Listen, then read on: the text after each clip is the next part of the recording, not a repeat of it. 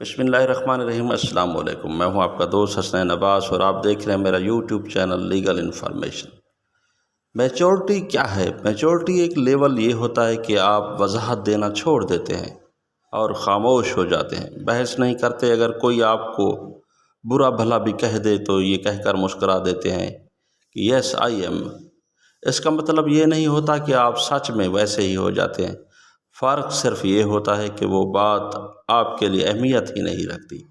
یاد رکھیں، زندگی کے سفر میں کچھ لوگ بنا کسی مقصد کے آپ کی راہ میں رکاوٹ پیدا کرنے کی کوشش کرتے ہیں۔ اس لیے جب آپ اپنی منزل پر رواں دواں ہوں اور لوگ آپ کی راہ میں رکاوٹ ڈالنے کی کوشش کریں تو ان سے الجھنے کی بجائے اپنی منزل کی طرف متوجہ رہیں۔